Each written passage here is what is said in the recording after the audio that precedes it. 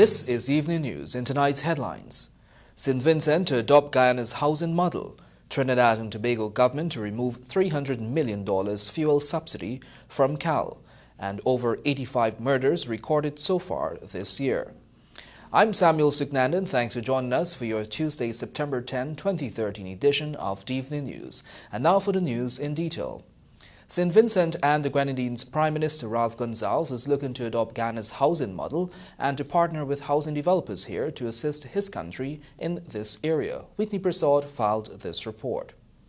Guyana's massive housing drive is a major success story that must be told to the Caribbean region. To this end, St. Vincent's Prime Minister Ralph Gonsalves has lauded the country's housing drive and sought to forge necessary partnerships with private housing developers and government. While St. Vincent has a good housing program, Gonsalves said there is scope for further development by private sector within his country. During his visit to the East Bank Development Housing Project, the Prime Minister told the media that Guyana's housing sector is rapidly growing and citizens are satisfied after owning their own homes. Gonsalves had a first-hand look at the houses and interacted with residents in the area who lauded the government for its work over the years. The Prime Minister remarked that the country's housing program is extraordinary, while pointing out that the land sizes and quality of houses being provided are impeccable. Middle-income housing ranging from 25,000 US to 65,000 US, depending on the size and finish. It's an extraordinary price. I mean, they're clearly subsidized, and he has outlined to me that there's a cross-subsidy from the other developments which they do for the private sector developments. And I don't know of any program of this magnitude anywhere else in the Caribbean. Gonsalves said St. Vincent's housing project is one of the most reputable among the Organization of Eastern Caribbean States, but Guyana's project is fantastic. He commended Housing Minister Irfan Ali for the successful housing drive, while remarking that the minister has a great vision for the sector. And you see, because you get the land so cheaply, it means already when you go to the bank, if the price of the land is 1/10 of the market value, clearly when you go to the bank, you already have equity so that the bank can lend you the money without any further deposit, because you have substantial property. Ali, who also spoke with the media, thanked the Prime Minister for leading this new vision for the region. For years we've all been talking about understanding each other, learning from each other, understanding different practices and best practices within the region. And I'm very, very delighted at the fact that Prime Minister Gonsalves himself is leading this effort at looking at examples within countries and to see how we can apply different examples in the region. This new step will see Guyana and its Caribbean counterparts working to develop a major housing initiative within the region. Apart from this, many will not only benefit from a new home, but also it will lend to the creation of jobs and a stronger partnership with sister CARICOM countries. For the Evening News, Whitney Prasad.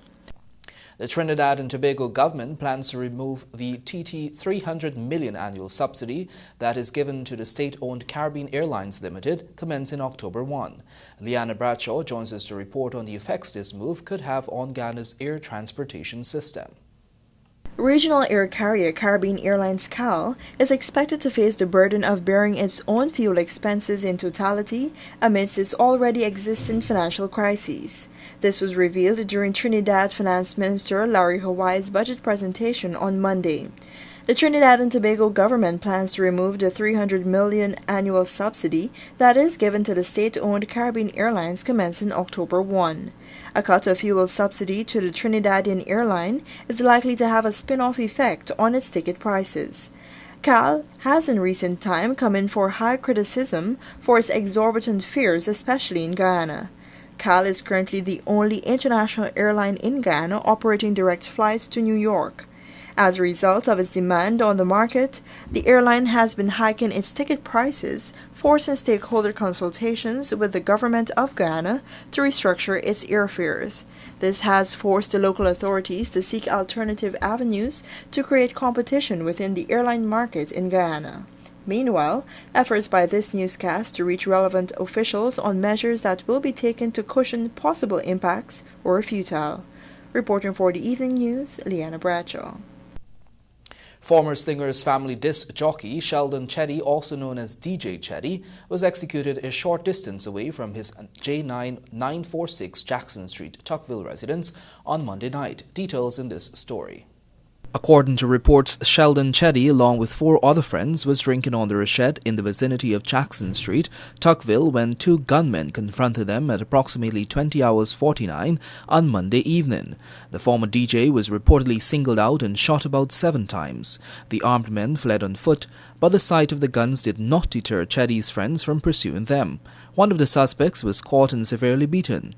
He was taken to the Georgetown Public Hospital. He remains a patient there and is under police guard. His name was given as Amal Williams of East La Penitence, Georgetown. According to reports, the police responded promptly to the scene. Meanwhile, family members who swarmed the Georgetown Public Hospital on Monday evening said Chetty would have been 37 years old on September 27 as they wept over his body. Chetty's father, Keith Chetty, said his son was a peaceful man. The elderly man was at home when he got the shocking news. Upon his arrival at the hospital, his son was already pronounced dead. Questioned about what may have triggered the shooting, Keith said his son was a peaceful individual who engaged in trade work. Chetty leaves to mourn 5 children, the youngest being 9 and the eldest 18 years old. For the Evening News, I'm Samuel Suknandan. Major financial discrepancies were unearthed at the University of Ghana following phases 1 and 2 of an audit conducted by the University of the West Indies. Vice-Chancellor Dr. Jacob Opedei made this disclosure earlier today at a press conference held at the Education Theatre Turkine campus. According to the audit, at the end of 2012, checks totaling $19 million were yet to be cleared by the staffers of the University of Guyana. There were also 22 other reconciliation differences totaling $8.2 million of checks which were drawn during that period of August 2012 to December 2012, but which were omitted from the general ledger. Currently, the university owes $482 million to entities such as the National Insurance Scheme, the Ghana Revenue Authority, the Ghana Water Incorporated, and the Ghana Power and Light. More details on the financial affairs of the university in a subsequent newscast. As part of activities to celebrate Amerindian Heritage Month, Ghana's first Amerindian parliamentarian, Stephen Campbell, was remembered, while at the same time a new Amerindian youth group was also launched. Sabatini Daniels has the details. On September 10, 1957, Stephen Campbell became the first Amerindian Member of Parliament in Guyanese history when he was elected to the Legislative Council of British Guyana. In remembrance of him, on September 10, 1995, Guyana's then President, Dr. Cheddi Jagan, officially designated September as Amerindian Heritage Month. In memory of Campbell's achievement, September 10 is still celebrated as Heritage Day. As such, in honor of Campbell's service, the Amerindian Affairs Ministry today coordinated a cultural event where students performed drama pieces telling his story, while others paid tributes in the form of songs and poems at the Umanayana Kingston, Georgetown. Additionally, in collaboration with the ministry, a non-governmental youth organization, the Boritahu Youth Organization, was launched. President of the youth group, Don Stahl, explained that the group's main focus is to empower and motivate more youth across the country, especially Amerindians. I would like to encourage all the youths to come forward, especially Amerindians, to come forward so that we can help our fellow Amerindians. Well, for us that are in the group, we have gained some point of education and we are still foreseeing our future. Advisor to the minister, Yvonne Pearson, said the launch of the group on this particular day is very significant. You can make this difference. You have seen, you know the issues that affect us in many of our villages. A lot of work has been done, but yet there is so much to be done. And I think that this group has taken on at this particular time a tremendous challenge. The group is open to all persons. Those interested can attend its weekly meeting on Wednesday at 1700 hours at the Botanical Gardens. The group currently has 11 members. Sabatini Daniels reporting for the Evening News. Lawrence Rambrand, 38, was on Monday sentenced to 19 years in jail by Justice James Boveldrakes for killing his wife back in 2009. Rambrand was indicted with the murder of his reputed wife, Deborah Allen, on February 15, 2009 at their Ornock, Port Kaituma, Northwest District home. When the charge was read to the man on August 12, he pleaded guilty to the lesser count of manslaughter, admitting to chopping his wife to death during an argument. The prosecution was led by State Counsel Natasha Backer, and according to its case against Rambrand, he and his wife were at a party consuming alcohol.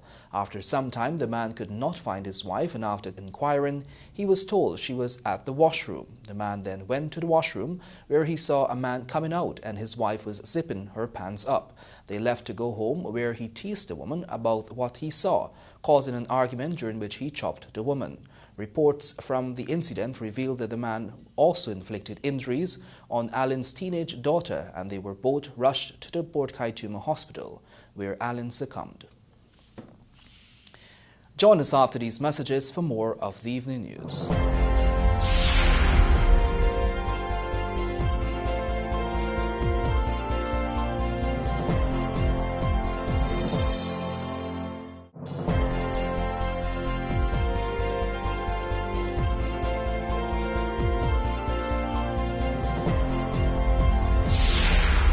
Welcome back. If you've just joined us, you're watching the evening news.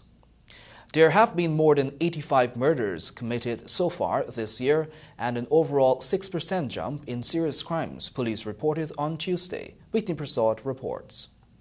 In its periodic update in relation to the offences of murder and robbery under arms, police said that for the period January 1 to August 31, 2013, there has been an overall increase of 6% in serious crimes in comparison to the same period in 2012. A total number of reports of serious crimes made between January 1 and August 31st of this year was 2,658 compared to 2,503 for the same period in 2012. Some of the offences monitored are murder, robbery under arms, robbery with violence, larceny from the person, break and enter and larceny, burglary, rape and kidnapping. A total of 85 murders were recorded at the end of August 2013 in comparison to 82 murders for the same period in 2012, a 4% increase. Of the 85 murders this year, 35 were of disorderly type, 14 were committed during armed robberies, 1 was execution type, and 13 were domestic related, while the other 22 are so far undetermined. Meanwhile, at the end of August 2013, robbery under arms overall has increased by 3%, with 692 reports compared to 672 for the same period last year. The statistics indicate an increase of 10% in the number of armed robberies involving the use of firearms and a 7% decrease in armed robberies where instruments other than firearms were used by the perpetrators. For the evening news, Whitney Prasad. Sabatini Daniels joins us to report that one of the contractors of the East Bank Demerara 4-lane highway, BK International Inc., on Monday said the slothful progress of the project is costing it significant amounts of money. Here's more in this story. Several components of the highway project have been stalled due to the need for the removal and relocation of public utilities such as power poles and gas and telephone lines from within the project area. Speaking at a press conference at the company's boardroom at Kingston, BK International owner Brian Tiwari voiced his frustration over this issue, noting that the pause on the project has been costing him much money since he has to maintain his employees, even though work has been halted. We have all these employees, we have all these technical engineers. I am saying, and I always say, BK has 10 times the amount of engineers than any other construction company in Guyana. And I can list the names and give you, and I can give you their position. And they're on the staff. We have brought in a man from England to help us with the Diamond Bridge. He's 3 months on the job. I have to pay him in US dollars.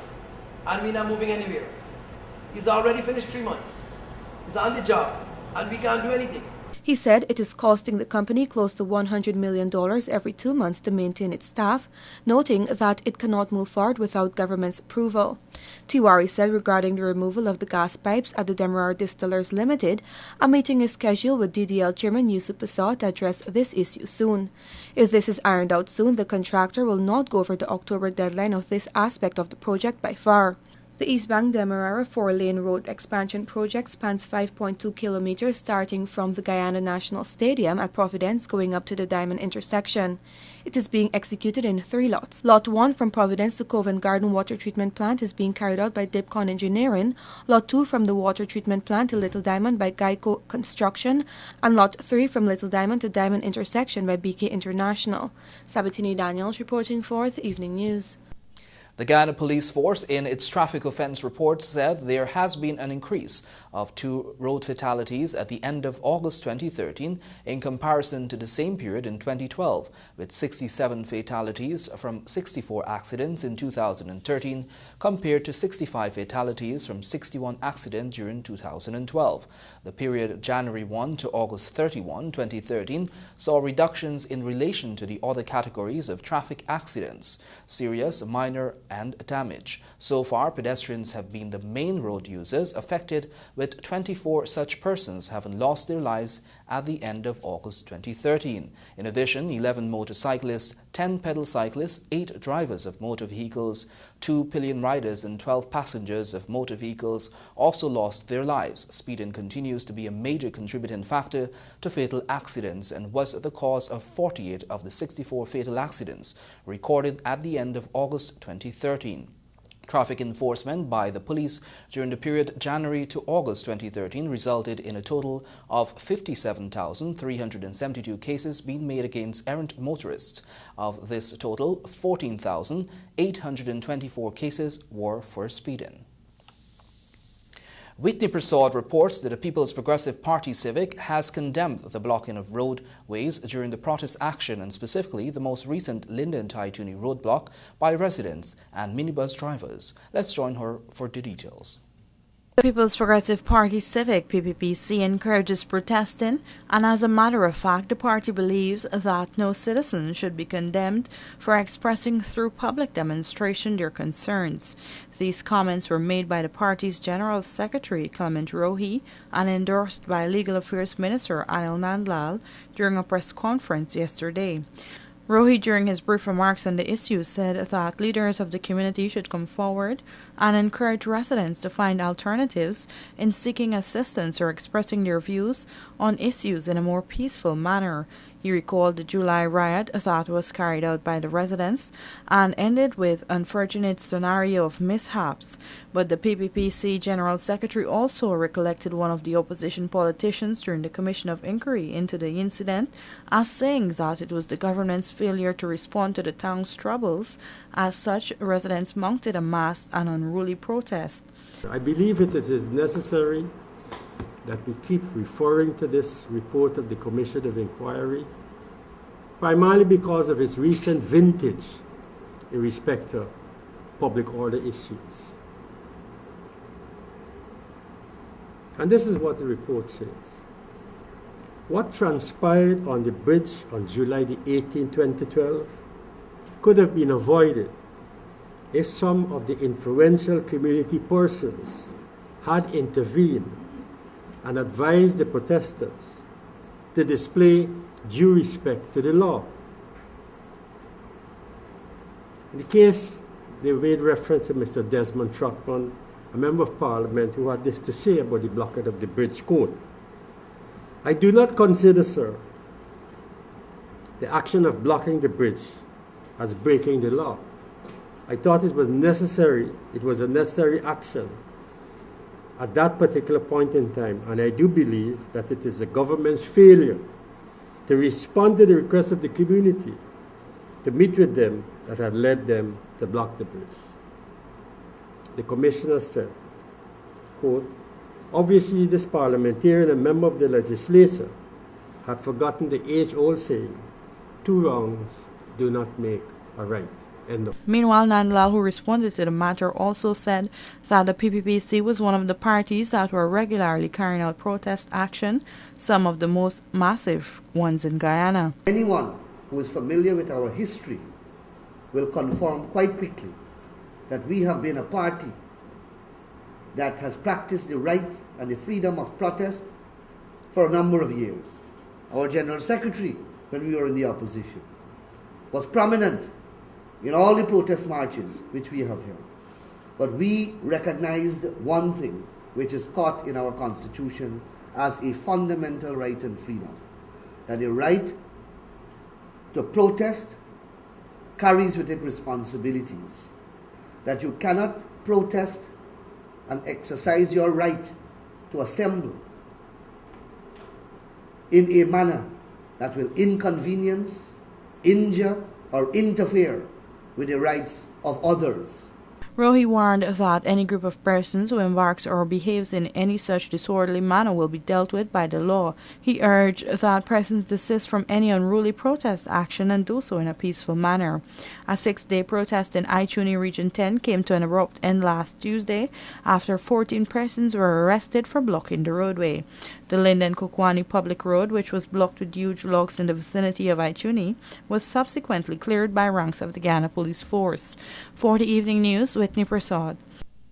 Chief Medical Officer Dr. Shamdeo Prasad said it is not a crime to have Cuban-trained doctors who have not yet been registered into the medical system to practice at all local hospitals as part of an internship program. More from Leanna Bradshaw.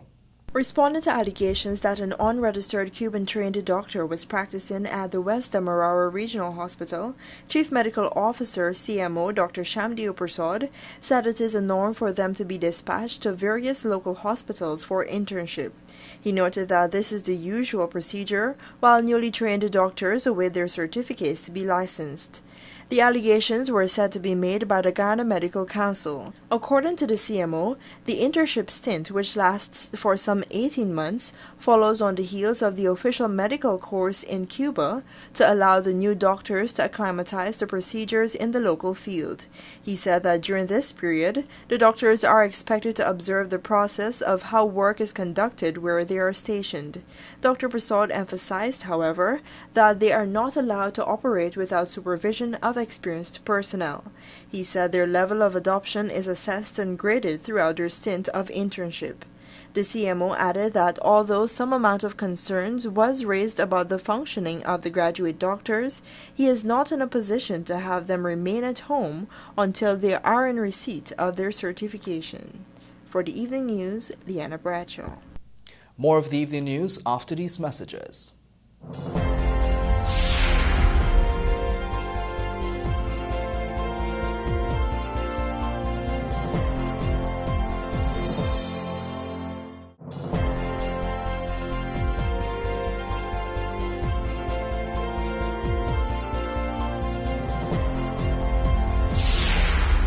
Welcome back. You're watching the Evening News. The Housing Ministry yesterday completed its Zealot Phase 2 housing drive, making way for Phase 3 of the project to get underway, which will see 800 house lots being distributed. More from Leanna Bradshaw. Monday's one-stop shop conducted by the Housing Ministry saw 85 persons from Zealot, East Bank, Essequibo benefiting from house lots. Applications made up to and including 2006 were processed. Housing Minister Irfan Ali noted that government has invested $90.5 million in infrastructure to ensure that the lots are available to benefit 383 persons. He noted that while infrastructure works have been completed, the ministry is looking to speed up works on the electricity aspect of the housing area at a cost of $5.160 million. Outstanding in this 85 lots will be the electricity, which is anticipated to be completed thoroughly in 2014 at a cost of $5,160,000, which will take a total investment in this Zealot Phase 2 to $95.7 million. The investment per household will be approximately $1,125,000. The investment per capita, that is for every single beneficiary who would benefit from this housing scheme, the investment would be $249,869. This year is also expected to see some 800 more house lots being allocated, which will cost the ministry $700 million, while at Zeeburg some $220 million will go towards 300 more new house lots.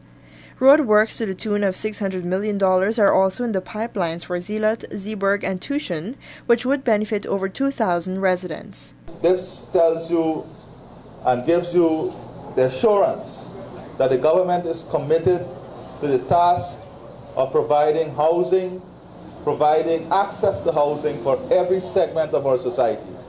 We are committed to ensuring that every single family have equitable access to housing, has equal opportunity as it relates to housing. Some $3 billion will be invested to develop the Parfait Harmony Housing Scheme and Luston Russ, West Bank Demerara, as part of plans to expand the housing drive in Region 3.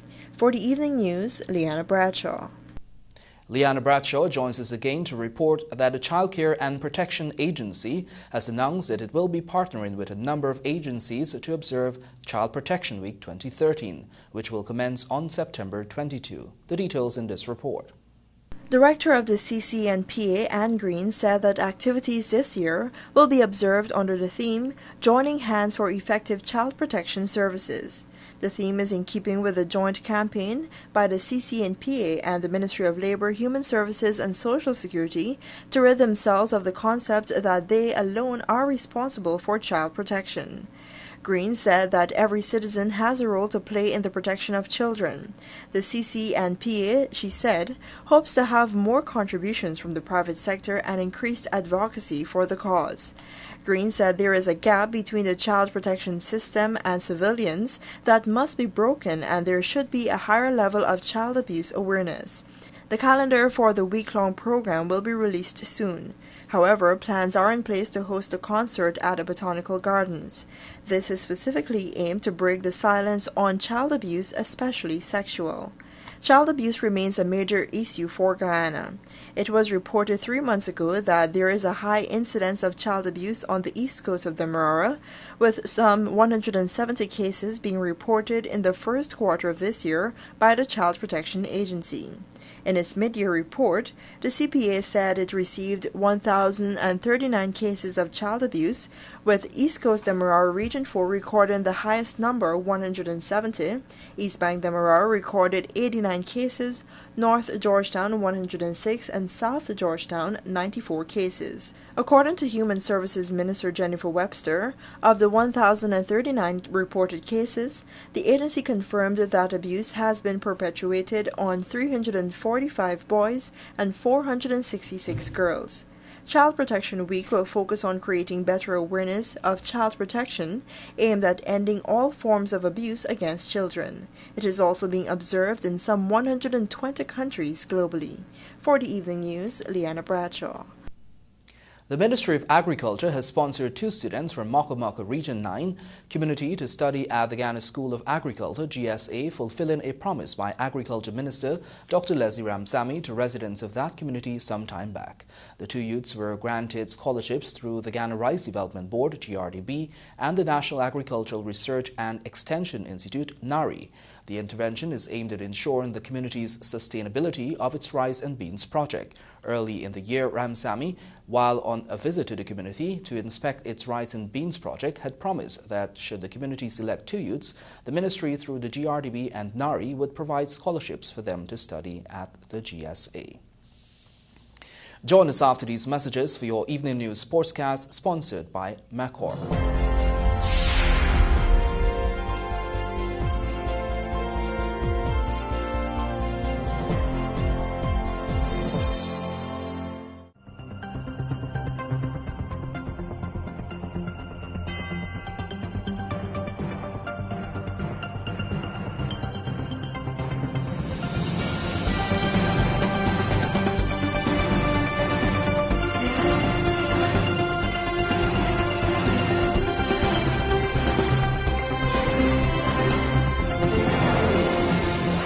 Back, a narful look at sport in your headlines. Kashif Shanghai football tourney in limbo. Local athletes for South American Games selected. And Courts launches a junior tennis tournament. Now for a look at sport. The Kashif Shanghai organization has written to CONCACAF President Jeffrey Webb seeking a way forward on the hosting of the year-end football extravaganza, which has been held for the past 23 years. According to one of the directors, the tournament is in limbo. Avinash Ramzan tells us why. A letter leaked to the media, signed by co-director of the Kashipan Shanghai organization, Aubrey Shanghai Major, and addressed to Webb, stated that a private body is seeking Webb's intervention in bringing about a resolution to what the organization describes as another brewing court matter in Guyana. The KNS organization is seeking answers on the hosting of the tournament, as the Guyana Football Federation, the GFF, is contending that a private body has to apply through an affiliate of the GFF in order to be granted permission. The GFF President Christopher Matthias, in an invited comment on Monday, said he would not offer a response to the letter at this point since it was not specifically addressed to him. He did mention, however, that a meeting was held between the GFF and the KNS organization where the provisions for the hosting of such a tournament were outlined to the body. Matthias added that as far as he's aware, the KNS organization has not officially made an application for the hosting of their year-end tournament. The Georgetown Football Association, on which body Matthias had previously served as General Secretary, has also been equipped with the provisions for the hosting of their Bangsbeer Cup knockout tournament, but according to the GFF head, that affiliate has not yet met all of the guidelines. Major, in his letter to Webb, stated that prior to the GFF election earlier this year, the KNS organization had applied to the governing body to stage the tournament, but has not yet received any form of communication from executives there. Major said they are, and I quote, now hearing through split press that we'll have to move our tournament to Easter if we wish to host it, end quote. During a telephone interview on Monday, Major also told this newscast that the KNS organization will not be taking the situation lightly, as they will engage all possible means to ensure the tournament is hosted during the customary December-January period, as it is a calendar event for both the GFF and the Tourism Ministry. Webb was part of a FIFA CONCACAF team that visited Guyana in January and brought about a resolution to a protracted standoff involving the GFF and the GFA. The intervention by FIFA and CONCACAF saw both bodies being mandated to stage their elections and chart a way forward for the sport here. Guyana is currently preparing to compete in several disciplines in the inaugural South American Youth Championships, scheduled to be held in Peru later this month. Tristan Joseph reports. A 31-member squad from Guyana will be participating in the inaugural South American Youth Championships, set to start on September 20th in Peru. The squad will be separated into 7 sporting disciplines, namely athletics, badminton, boxing, cycling, swimming, table tennis, and weightlifting. At a press conference held on Monday at the Guyana Olympic Association headquarters on High Street, President of the GOA, K.A. Juman Yasing, noted the importance of the event for the athletes involved. We are hoping that this will be a start of the careers of a lot of our young athletes. This may be the road to Rio for some of them. If not, this should be the road to Tokyo for most of them. Yasing during the press conference also related his thoughts on the state of boxing, noting that the sport is important to Guyanese history. I just want to say something about boxing. As you know, boxing is the only Olympic medal that we have. But there needs to be a much more concentrated effort by all concerned so that our boxers could really be exposed. I know this month the boxing had applied for funding to the National Sports Commission to send a team to Chile. Unfortunately, that didn't come true, and the team was not able to go. The reason I mention this is that every opportunity we get, our boxers and other athletes should be exposed. Coach for the track and field team, Julian Edmonds, was optimistic of his team's chances, especially since the athletes will have some time to acclimatize to the conditions in Peru, a sentiment that most of the coaches present at the press conference shared. The good thing about going to these games, and I must, congratulate the GOA, is that, for the first time we're going to, have a theme or a youth theme that is going to get time to acclimatize. According to the schedule, track and field is the last 3 days of the competition, which means that we'll have about 5 to 6 training sessions. And from all indications, the weather is going to be a bit cold, so the athletes will have time to acclimatize and to give of their best. All of these athletes, they're in good shape. 3 of them I know competed that they just concluded Boys Jeffords Championship, which their names features among the the medalists, and they're currently preparing for the school championships, which is coming up in November. The team is expected to depart Guyana on September 17th with Dr. Karen Pilgrim as the chef de mission. National ladies champion Christine Sukram clinched a victory last weekend as the local golf season resumed with a medal play club tournament at the Lusignan Golf Course. The reigning Guyana Open ladies title holder shot a net 71 from gross 81, playing off 10 handicap. She secured the win from a field of 28 golfers in perfect conditions after recent inclement weather had forced the suspension of the season. Mahanlal Didanat finished second while Joanne Dio captured third position. It was the perfect start for Sukram as she prepares to defeat her Guyana Open title in 2 months' time. Several major tournaments are lined up for the next 2 months, including the prestigious Guyana Open, which normally attracts players from the United States, Canada, Suriname, and Trinidad and Tobago. With the aim of aiding youth development, Courts Guyana Inc. has partnered with the Guyana Tennis Association to stage a junior tennis tournament, which serves off this weekend. Details from Avinash Ramzan. The company has injected $265,000 into the tournament, which will serve off this weekend and end on September 29 at the Numprel Courts. Courts Public Relations Officer Kester Abrams says the company is pleased to partner with the Guyana Tennis Association. I know that we would have been in support for lawn tennis in the country. As you know, it's a developing sport and we would have been supporting it for quite a while in smaller ways. But this time I think that it's quite timely for us to actually have our own tournament and to encourage the very best of the young tennis players in the country to actually come and be a part of something that's going to be special, something that's going to be exciting and definitely very, very competitive. Vice President of the Guyana Tennis Association, Grace McCalman, was quick to point out that this is a special moment for the association as it is currently intensifying its focus on youth tennis. About 10 years I've joined the GLTA. I can tell you we work from dawn to dusk to get juniors involved in sports and to make tennis develop to the level of which we want it to be recognized in this country as a great sport. And without funding, there's very little that one can do. And Courts has been supporting tennis in Guyana for a number of years through supporting our coaches going for training and so on. So it's very nice to know that finally now, they're going to make a direct contribution to juniors by sponsoring a tournament. She added that the sponsorship has come at an opportune time as currently Guyana's junior tennis players are starting to hold their own in the Caribbean. I can say that in the end you're going to be able to benefit from this tournament because it's only now within the last 2 years or so we're making a mark in the Caribbean. We took many, many years to get our junior squad developed. And now for the first time this year, we actually have a 12-year-old that won 3 Caribbean tournaments. And so this is actually an opportune time, and Courts should feel special as well to be coming on board at this time because there's only one direction we can go from here. It's upwards. Courts Marketing Manager Pernell Cummins says the entity will continue to support sport and in particular tennis, especially at the youth level. And one day hopefully we'll see a Guyanese player playing in one of the Grand Slams, the US Open Grand Slam, some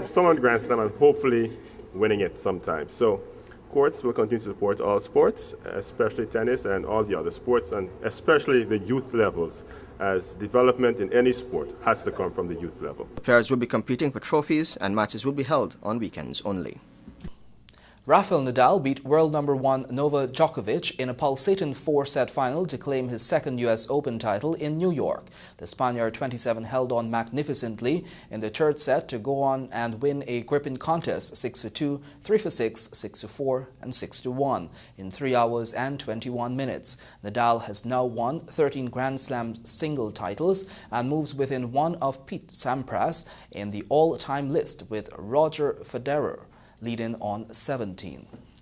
Remember, you can read about these and other stories in tomorrow's edition of the Guyana Times newspaper, which can be purchased from vendors across the country. When you're not reading our newspaper or watching TVG Channel 28, do tune into Radio Guyana Inc. RGI on 89.3, 89.5 or 89.7 FM. Your bridge reports are next.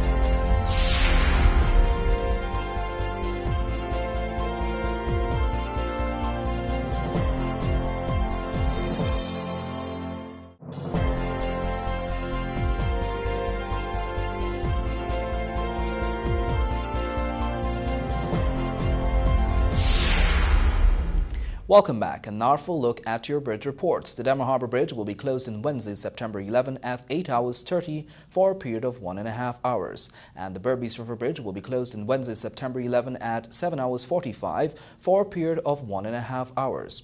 That's your Tuesday, September 10, 2013 edition of the Evening News. I'm Samuel Sugnandan. Thanks for joining us.